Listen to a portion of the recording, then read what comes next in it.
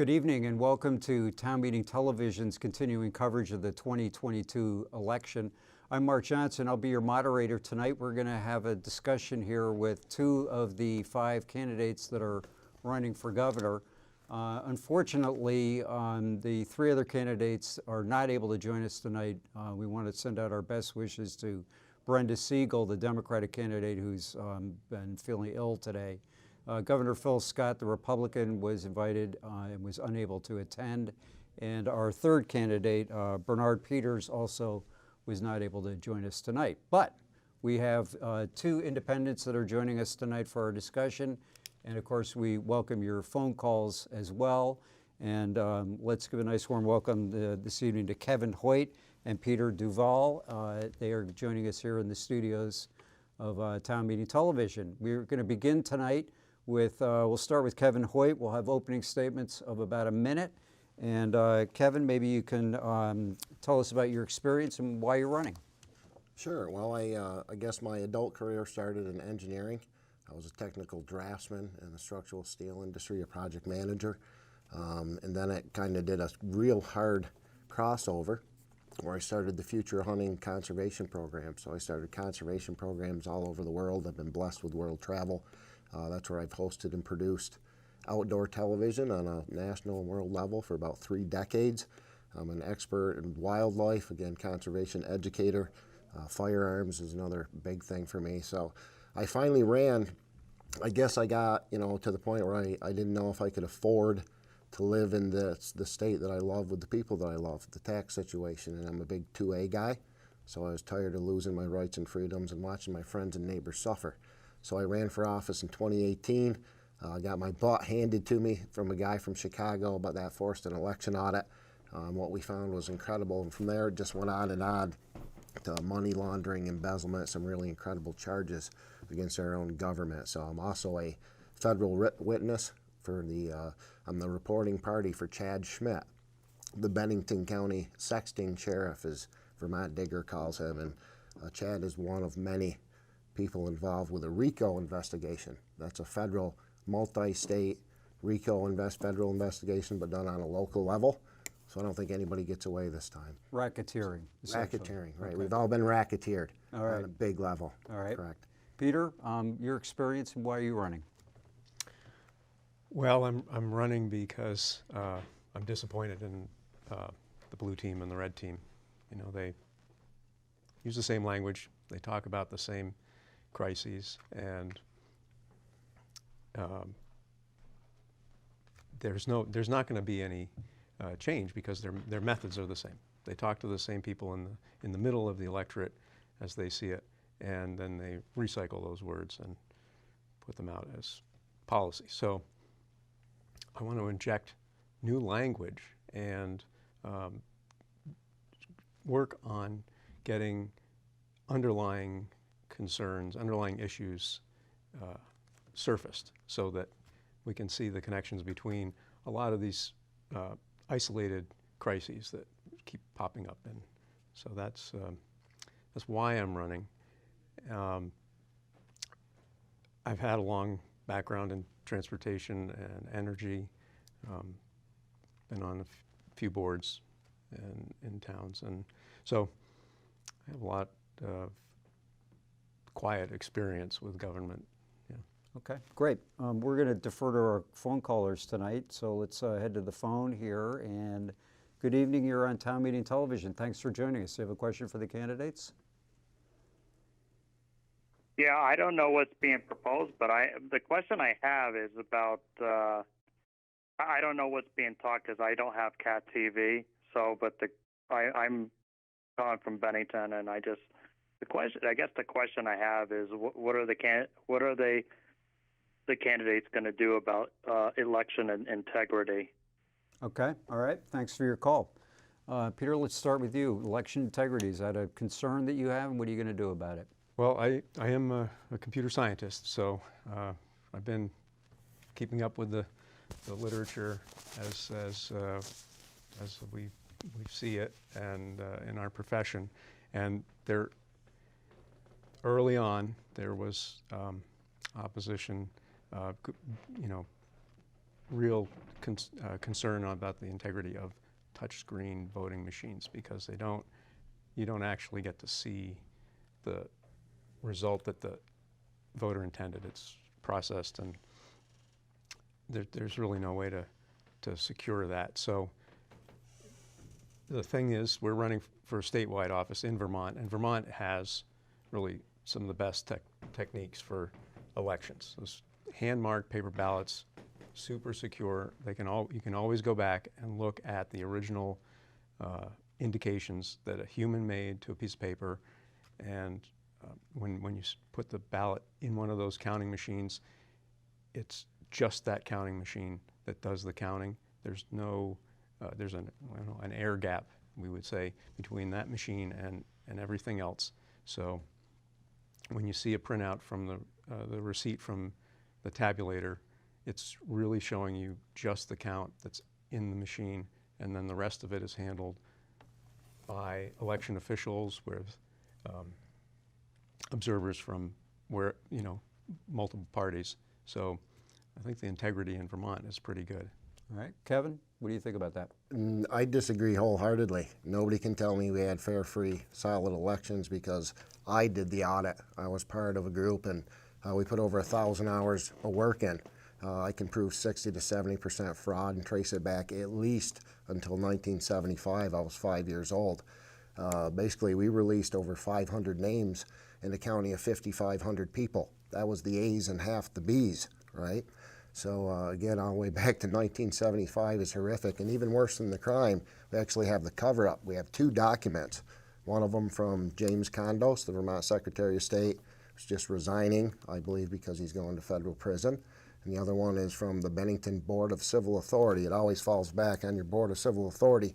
And those documents, again, are confessions saying they never looked. No one ever looked at any of our election fraud. Again, 500 names. We had over 322 discrepancies between the town records and the state records. That's errors. Discrepancies is another word for errors. So that's unacceptable for me, and it's more than enough for an audit. And again, none of the numbers added up at all. That's what caused me to run. When I ran originally in 2018 for House of Representatives, I didn't even know we voted in March. That's how active, and again, that's my guilt. I didn't participate, right? So when I ran, I needed 600 votes in Bennington to capture that seat, and I got 609 on what was supposed to be a record low year. My closest Democrat got 1,200, and then the other Democrat in Bennington got 2,000, the most in the history. Right? I needed 50 signatures. I got 206, but then out of 206 people, only 48 of them were actually registered. So what happened to the 96%? Right? The problem in Vermont State is we've never done an audit of our election rolls in the history of the United States. Right? So again, if I'm Kevin Hoyt and I move to Texas, they're smart enough they won't use my name right away. But we have a whole list of voters who voted and their vote wasn't counted, and then another list of voters who didn't vote, but somebody did for them, right? Because again, if they know who voted, they know who didn't vote. I think the cheat is done electronically, and I think that's been proven now. And then the real magic happens in the 60 days it takes for your town local officials to transfer it to the state, and that's why we have 322 discrepancies. That's part of our RICO investigation. All right. Let's switch the topic to education. Again, we want to remind you, if you have any questions or comments for our 2 candidates tonight, please feel free to jump right in. Let's talk about education. I think there are questions and concerns about the funding of education. Are you happy with the current system and how it's being done, or are there any changes that you think ought to be made in how Vermont schools are funded? We'll start with you, Kevin. Right, I think it's collapsing, and my advice is let it go. If you still have your kids in those indoctrination centers, get them out, right? They're telling you don't even have parental consent, right? Once they go to school, we're going to hormone block your kids. We're going to make them take part in medical experiments. We're going to do a whole bunch of things. Our kids are being terrorized. So I think the first thing for election or for education reform is to get the state out of elections, or out of education altogether, right? Along with Chinese core curriculum and the teachers union, we've got too much power. So I think the future in Vermont is going to be charter schools and private schools and home schools, and it's as simple as the money follows the student. And the money's something else we have to, talk about. I think we're up to what, $20,000 per student, right, for some of the lowest test scores in the nation. And that's unacceptable to me, and I think it's another giant racket, right? I think, again, they've taxed you to death with, income, every kind of tax that you can think of. So now they have to bury you in education, and I think we're watching it fall as we speak. So, Peter, what do you think? Well, property tax is a little awkward with the rebate, and that's just. But we've gotten used to it, and it gets the job done. There's some tweaks we could do to that to make it more income sensitive. It's already income sensitive for the homestead. It's long been suggested to eliminate the cliff for income sensitivity, just to get rid of it because there aren't that many people that are affected by it. And then maybe we put some kind of cap on the size of a homestead, so we, not giant mansions are getting the income sensitivity. Though I think it might be about in regard to education, P. I'm not. Well, the question was about funding. Okay, gotcha. Right? So that's what I'm answering. Yes, sir. I just want to be clear. The other thought I had, this is education tax, but every tax is an expenditure and every tax credit is an incentive to do something. We do have differential residential, non-residential rates, so perhaps the non-residential rate should get bumped up a little bit because we do have a lot of vacant housing in Vermont, and the reason it's vacant is because it's not really primary residence. So I'm thinking an increase in the non-residential tax rate would perhaps help free up some space, and that's just a change in the tax code. You don't have to hire a whole bunch of people. You don't have to spend time building a whole bunch of buildings, going through the process of designing buildings. It's just a conversion of the use, and I think that would be pretty effective and pretty quick. Speaking of building, here in Burlington, they're talking about building a new high school for $175 million because of contamination from chemicals. How concerned are the two of you that this is going to turn up in other schools throughout Vermont, and what role should the state have in providing funding for this? Here in Burlington, it's pretty much falling on the shoulders of the Burlington taxpayers. We'll start with you on that. Well, we need to have healthy spaces for people, so it's important to make sure the kids have a healthy school building to be in. I think it's important to recognize, it's a lot of money, and the building is a huge commitment. And the current building's been around for more than 50 years, but these days we should be building buildings that last centuries. So a durable building that is worth the investment is what I would be looking for. And it's also a habit-setting environment. The things that kids do in school become the things that they do later on at work or maybe even at home. So it should be a model building. And that means using the best practices in constructing and designing the building. And there are already plenty of examples of large buildings that generate more electricity than they consume. And they have zero wastewater discharge, zero waste, and they produce useful human manure and urine-based fertilizer. I think this is where we need to go with dealing with waste, making sure that we're turning it into resource. So I just skimmed the 7 Days article, and they're still talking about it being an efficient building. Mm-hmm. Efficient is not any longer sufficient for new construction. It needs to be carbon negative through its life, and it needs to be dark sky compliant and supportive of biking and walking, shared mobility, and micromobility. And it needs to support future modes of learning. Okay, let me stop you there, Kevin. How concerned are you about this becoming a statewide Oh my God, there's problem? so many different ways that I could reply to that. I'd like to start by rebutting his last response in regards to taxes, because I think that's one of the major problems, is them. It's not, we don't need to increase minimum wage, we need to drop the cost of living, i.e. taxes. So I'm against any more taxes for the good people of Vermont. We can't afford it, right? I'm not sure what Peter's making for an income, but your average Vermonter is in a lot of trouble, right? As far as the, the school system, again, I think I answered it in my last one. I think it's another racket. But I'm going to give you another one in Burlington, right? I spend about $56 million a year on Lake Champlain, right? And that's just through taxes and because Fish and Wildlife, it's our number one fishery in Vermont. But Cleaning up the lake. right, well, the city of Burlington regularly releases from 3 to 5 million gallons of raw septic into it every year. And I don't agree with Peter. I don't want to grow my food in septic and urine. That's a bad idea in my opinion, right? So again, what we have here is another government-created problem, and their solution is always to tax us, control us, and restrict us more, right? Right here this year, they just released another 500,000 gallons. This is an overflow. They released this into your lake, and I hope you're ashamed of that, and I hope people stand up for it. Again, I'm a conservation guy. Our natural renewable resources are important to me.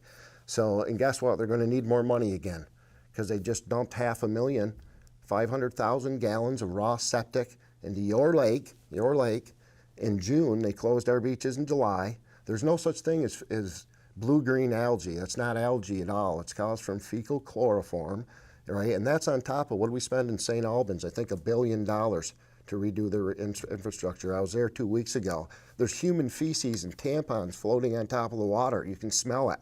I wonder if Vermont Travel and Tourism uses that. Come to Vermont, enjoy our beautiful water, just don't let it touch your body.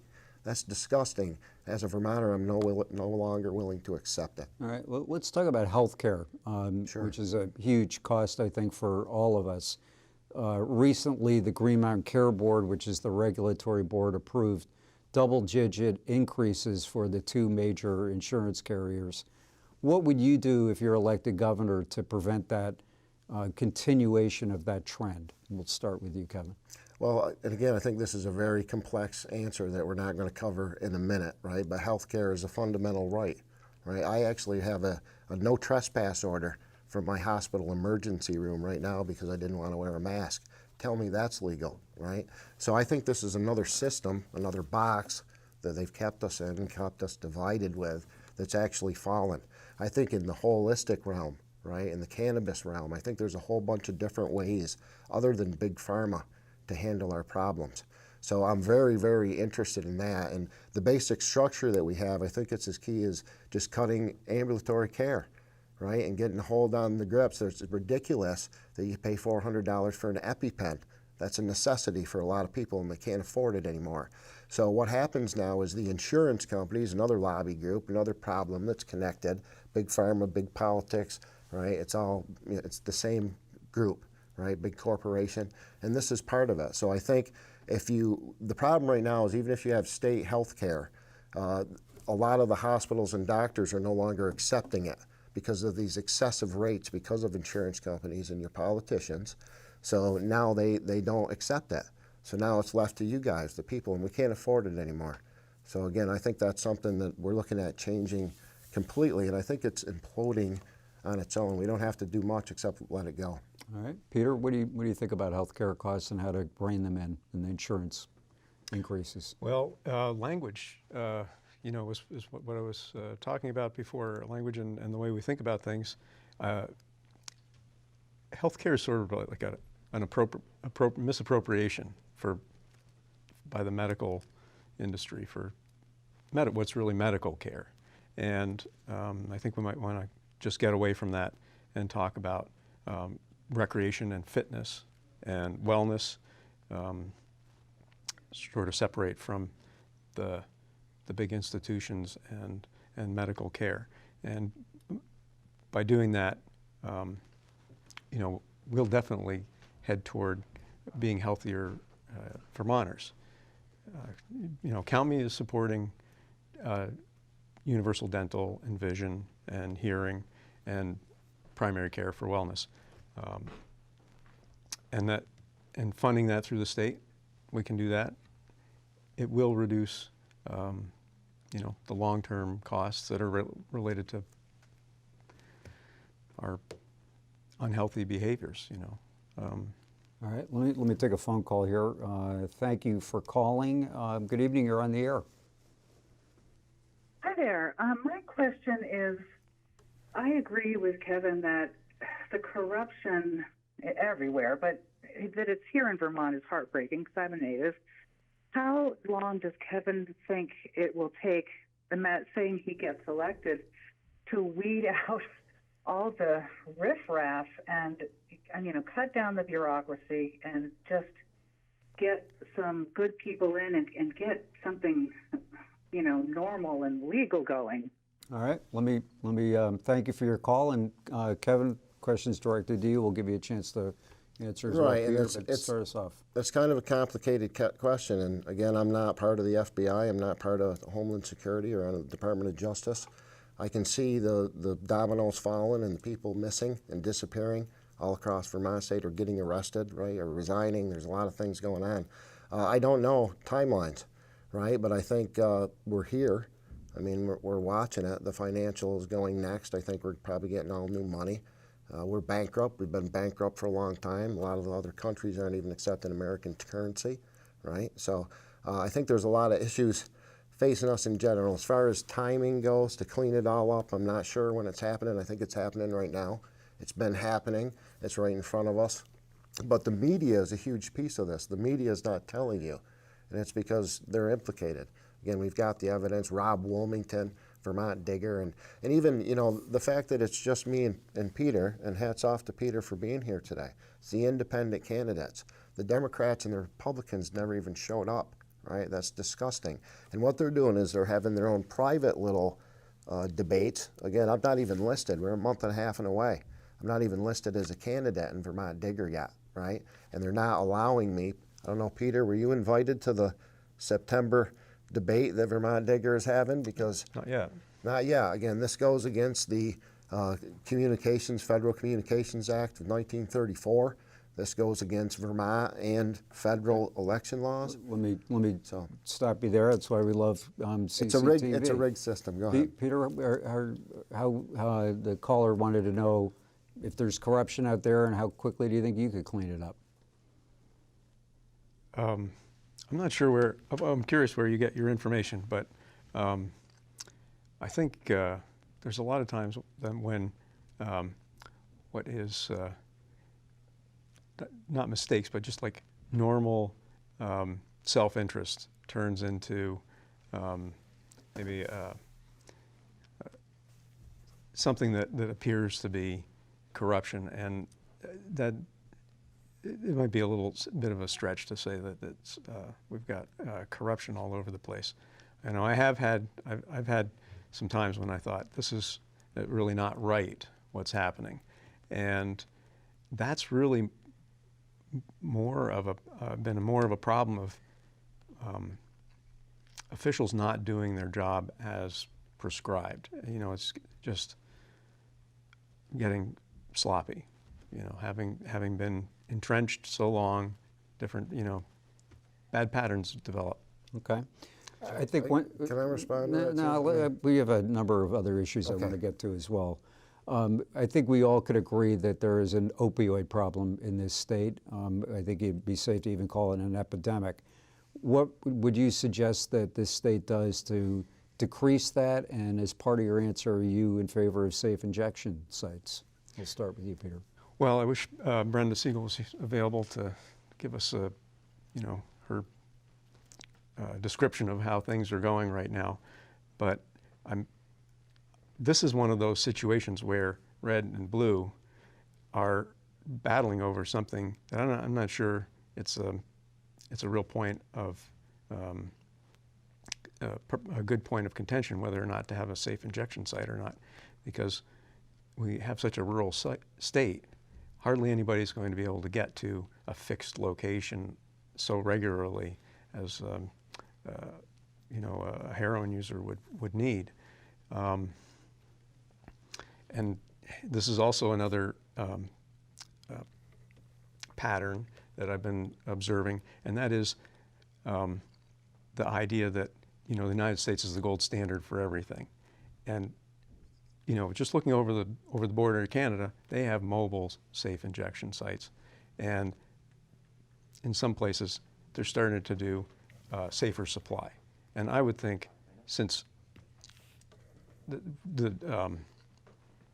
marijuana has transitioned from being this horrible thing through to being a medical material or medicine, to being something that is now decriminalized, legalized, and turned into a profit-making substance. I think maybe we ought to look at safer supply for opioids, but maybe some of these other drugs, because I'm kind of concerned about black market and retail market where there's a profit motive. Okay. So that's it. Let me get your thoughts on this. Sure, this is my number one concern. I think as Vermonters, as Americans, and as the world, this is the real pandemic, and we've got the answer. It's a world precedent. We've got the proven way out. The problem is our Democrats and Republicans just talk about it, and that's we decriminalize it, right? I'm not talking about legalizing it.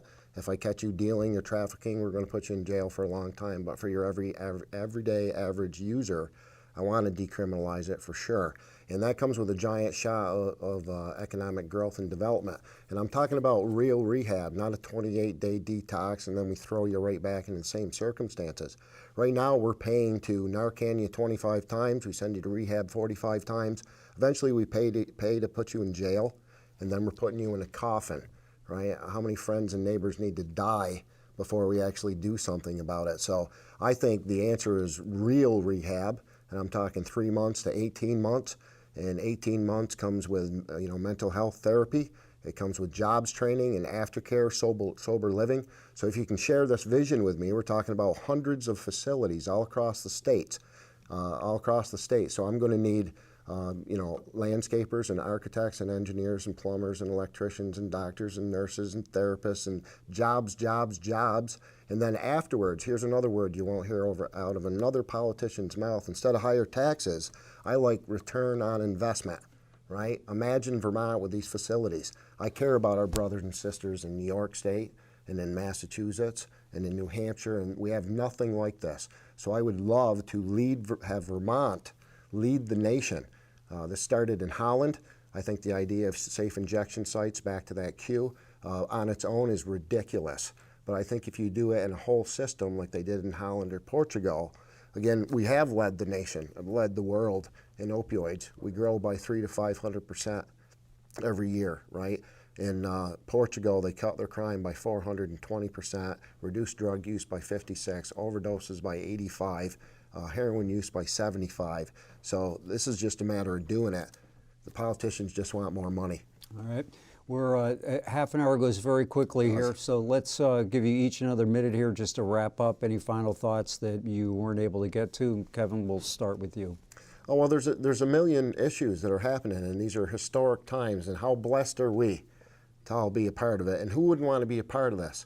I've got a pretty extensive background, and I think I'm qualified, and I've accepted this role, but it's not because I want it. I can't imagine anybody wanting to do this job. I'm not a politician. It's my best attribute, right? I've never been a banker. I've never been a lawyer. I think we've been, again, not only racketeered, but over government, right? We can't afford them anymore. And if I'm governor, I'm going to let you keep a little bit of your own money. And I think you can spend it a whole lot wiser than the knuckleheads we have in office now. So rather than fight over corrupt seats nobody really wants in a rigged system, I plan on just arresting them all. Then we can go back to talking politics afterwards. I've got the policies, the economic growth and development. I have the ability to bring air power. We can generate your car and your home with air. I'm in contact with manufacturers. We're going to make armor out of hemp, stronger than steel, lighter than aluminum. I want to make wood. How about we make lumber without cutting down any more trees? All you college kids, green energy people, right? Green energy's a scam. Go ahead, Pete. Let me interrupt you and have Peter. Final thoughts here, Peter. Well, because there's a tiny chance that I may be wrong. I've been told not to say this, but I'm going to lose. And Kevin, you're going to lose. Brenda's going to lose because Phil Scott's going to win. He's a master of image. They're going to cheat, Pete. Yeah. I'm running because red team and blue team are not getting the job done. and they're drawing these false battle lines.